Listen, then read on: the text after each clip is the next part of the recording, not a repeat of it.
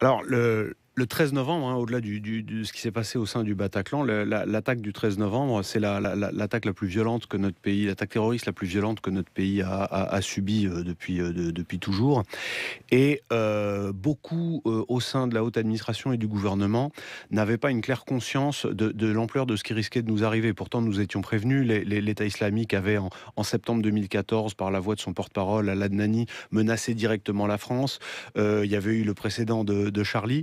Il y avait surtout eu deux grands attentats de masse qui avaient été avortés, celui de Villejuif en avril 2015 et celui du Thalys en août 2015. Pourquoi je vous dis ça? Parce qu'il y a des choses que... Rappelez-nous aussi de quoi il s'agissait. On aurait dû comprendre que la tuerie de masse était inéluctable au cours de l'année 2015.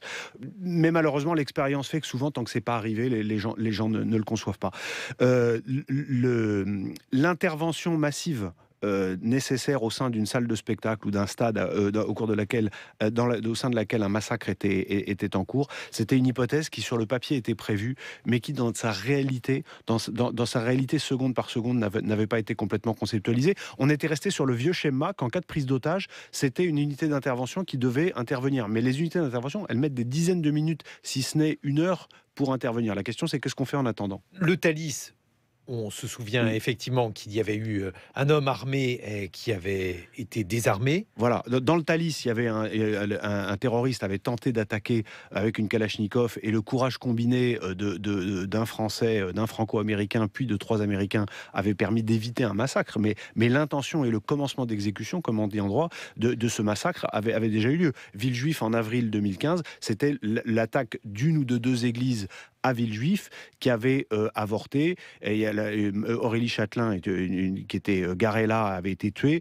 mais le terroriste n'avait pas pu aller au bout de son projet. Donc on savait que ça allait arriver. Le 13 novembre, en réalité, n'est pas la première attaque de masse, c'est la 3e, mais c'est la première qui réussit. Donc j'en reviens à l'adaptation. Des mesures ont été prises en 2015, mais personne n'avait complètement visualisé le chaos que représenterait une attaque multisite dans une grande ville française, et en l'occurrence à Paris. Et ce qui s'est passé, c'est qu'on s'est trouvé dans la situation où on a eu ces attaques successives sur les terrasses, enfin au stade, puis sur les terrasses, puis au sein de la salle de spectacle, avec d'abord un remarquable chaos que le reportage de Netflix, que le documentaire de Netflix illustre. Un documentaire qui est effectivement diffusé sur Netflix, qui est signé des frères Naudet, Jules et Gédéon Naudet. Et qui reprend la chronologie et où les acteurs, les forces de l'ordre et les messages radio qui sont diffusés dans ce documentaire montrent bien que personne ne comprenait vraiment ce qui était en train de se passer. Ensuite, vous avez, une fois qu'on identifie qu'un massacre commence à avoir lieu au sein d'une salle de spectacle, selon un procédé que les autorités connaissaient en théorie, c'est-à-dire d'abord le massacre puis la prise d'otage, on s'est retrouvé à être contraint de réagir de façon empirique, c'est-à-dire qu'il y a d'abord un équipage d'une BAC du Val-de-Marne qui est arrivé sur place parce qu'ils n'étaient pas loin. Vous avez ensuite effectivement 4 soldats de l'opération Sentinelle, ou plus exactement 2 groupes de 4 qui étaient là, et tout ce petit monde s'est retrouvé sans aucun cadre d'intervention pré-pensé. C'est ça qui est important. Et ça a changé depuis, évidemment. Il faut que vous nous disiez, Thibault de Montbrial, à quoi sert la BAC et à quoi servent les soldats de l'opération Sentinelle, de telle sorte qu'on comprenne pourquoi ils auraient dû ou ils n'auraient pas dû intervenir. Alors, la BAC, c'est une brigade anticriminalité. Donc, classiquement, il y a des BAC de jour, des BAC de nuit qui tournent sur le terrain pour s'opposer à la criminalité de rue. Donc, ce sont des gens qui sont en civil ou en uniforme, selon le cas, et qui sont armés. L'opération Sentinelle a été mise en place après les attentats des 7, 8 et 9 janvier 2015. L'idée étant de faire patrouiller des militaires armés comme s'ils étaient en zone de guerre pour intervenir au cas où une opération terroriste aurait lieu sur la voie publique, dans un lieu public, etc. Et c'est de là qu'est née la polémique, puisque 4 soldats de l'opération Sentinelle sont arrivés peu après le début de la tuerie du Bataclan. Et ce qui s'est passé, parce que il faut être précis si on veut décortiquer la polémique, c'est qu'il y a le passage Amelot qui est sur le côté de la salle du Bataclan, avec donc des sorties de secours. Et de l'une des sorties de secours, un des terroristes est sorti en poursuivant certaines des personnes qui essaient de quitter la salle, en tuant un certain nombre. Et de la sortie de secours, il a ouvert le feu vers le boulevard, d'abord sur un véhicule de pompiers qui a été impacté, et ensuite sur les fameux policiers de la BAC du Val-de-Marne qui venaient d'arriver. Il y a eu un échange de coups de feu. On le voit d'ailleurs dans différents reportages documentaires, puisqu'il a été filmé. On voit les policiers riposter, notamment avec un fusil à pompe, ce qui est déjà une arme longue, donc plus lourde, entre guillemets, qu'un pistolet. Et la polémique, c'est que sont arrivés à ce moment-là 4 militaires et qu'ils ont demandé l'autorisation d'intervenir et que la préfecture de police le leur a refusé, semble-t-il, si l'on en croit la commission d'enquête parlementaire qui a été faite par Georges Fenech et Sébastien Pietrasanta. Remarquable travail de décortiquage de tout ce qui s'est passé, semble-t-il, avec cette phrase que nous n'étions pas en zone de guerre et que donc ils n'avaient pas à intervenir. La polémique, elle peut naître de cette phrase-là. Mais alors justement, c'est là où on comprend mal, en fait, le rôle de ces différentes quand je vous dis qu'il faut être précis, c'est que ce qu'auraient pu faire les soldats à ce moment précis, c'est riposter sur le terroriste qui était en train de tirer à l'extérieur. Mais personne ne prétend que ces soldats auraient pu seuls entrer dans le Bataclan sans savoir exactement ce dont il leur ressortait ou pas. Ou alors peut-être qu'ils auraient dû, mais le problème c'est que personne ne leur avait dit, personne ne les avait formés à ça, l'hypothèse n'avait pas été envisagée. C'est ça, tout le drame, c'est que l'hypothèse n'avait pas été envisagée. Mais alors, dans ces conditions, on en revient en fait aux critiques qui ont été formulées il y a bien longtemps déjà sur l'opération Sentinelle, où on expliquait que finalement des soldats ne peuvent pas intervenir en milieu urbain dans une zone qui n'est pas une zone de guerre, même s'il y a des actes qui peuvent s'assimiler effectivement à des tueries comme dans une guerre. Oui, mais c'est pas. On a un contre-exemple, c'est ce qui s'est passé à la gare de Marseille-Saint-Charles, le 1er octobre 2017. 2 jeunes femmes sont égorgées consécutivement par un islamiste sur le parvis de la gare, et c'est une patrouille de l'opération Sentinelle qui, au bout de 20, qui au bout de 20 secondes met fin au début de périple meurtrier de l'individu, soit dit en passant, avec un tir mortel qui est réalisé par un réserviste, ce qui est intéressant à d'autres égards. Donc, on ne peut pas dire que l'opération Sentinelle ne serve à rien. D'abord, elle rassure les gens, ce qui est psychologique, et la psychologie en politique est important. Et ensuite, des actions telles que celle de la gare de Marseille montrent qu'elle ne sert pas à rien. Je reviens au 13 novembre. Au 13 novembre, c'était, tous les détails comptent, c'était des gens d'un régiment de chars de combat. C'était pas des fantassins. Donc, premièrement, il n'y a pas la même formation au combat que des fantassins.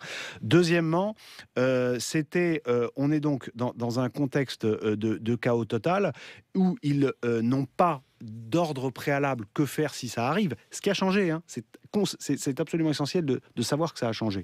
Ensuite, ils sont dans l'hypothèse où ils auraient pu engager, c'est-à-dire ouvrir le feu, sur un type qui était à une porte et qui tirait. Toujours devant la commission d'enquête sur le 13 novembre, le chef de groupe, c'est-à-dire celui qui commandait ces 4 soldats, a indiqué que, en réalité, la raison pour laquelle il ne serait pas intervenu, c'est que au moment précis où on lui a demandé, il n'y avait plus de visuel sur le terroriste et qu'il était rentré à nouveau à l'intérieur. Donc la question suivante, et ça va nous amener à Trump, c'est est-ce que ces soldats d'initiative auraient dû rentrer à l'intérieur de la salle? En termes d'organisation, rien n'était prévu, il n'avait pas d'ordre. 2, il y a quand même 2 policiers qui sont rentrés sans ordre dans la salle.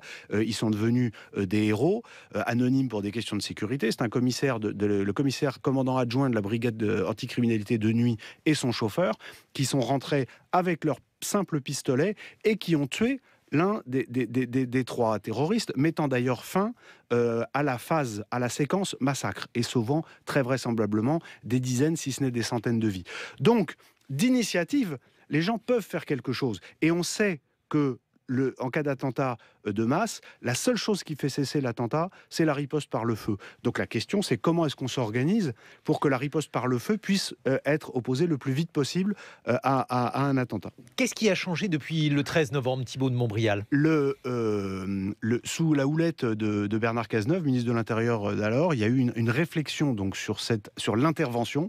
On s'est rendu compte que l'ancien schéma n'était plus possible parce qu'il y avait trop de temps entre le début de l'acte et la riposte pour y mettre fin.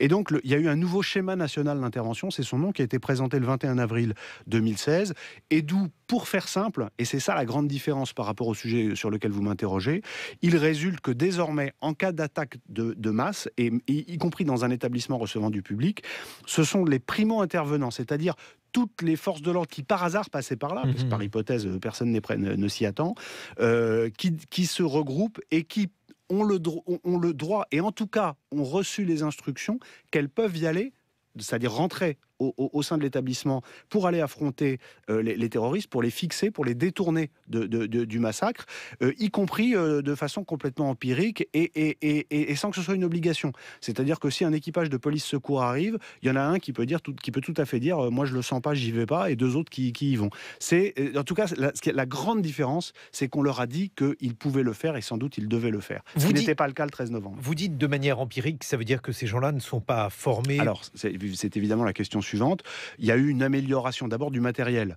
Ce que je préconisais, puisqu'on savait que ça allait nous arriver depuis début 2015, ça a été fait, Bernard Cazeneuve l'a fait d'ailleurs très vite au premier trimestre 2016. On a ce qu'on appelle durci les équipages primo-intervenants, qui ne sont donc pas des professionnels de l'intervention antiterroriste. On leur a donné des gilets pare-balles de protection supérieure, des casques et surtout des armes, notamment des fusils d'assaut qui permettent de soutenir le feu face à des armes telles que des Kalachnikov.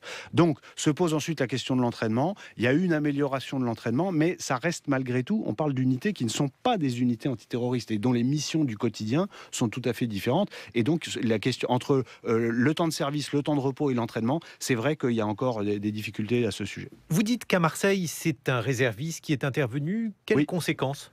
Ce que je veux dire par là, c'est qu'on peut tout à fait réfléchir, puisqu'on sait qu'on est sur une logique de long terme, malheureusement, sur ces problématiques de terrorisme islamiste, on peut tout à fait réfléchir, et continuer à réfléchir, puisque la preuve que les réservistes sont engagés montre que ça a déjà commencé, sur la façon dont des citoyens qui ne sont pas des militaires ou des policiers professionnels peuvent contribuer à la sécurité du public, notamment en s'engageant dans la réserve. Pour le moment, c'est une réserve qui est uniquement militaire, dans le cadre de l'opération Sentinelle. On peut tout à fait, ou de la gendarmerie, on peut tout à fait imaginer qu'il y a une extension de la réserve avec des unités de civils qui soient formés pour intervenir dans des lieux publics en tout lieu et en tout temps. L'autre question était de savoir dans quelle période ou dans quelles conditions un policier en service, pas en service, avait la possibilité de porter son arme.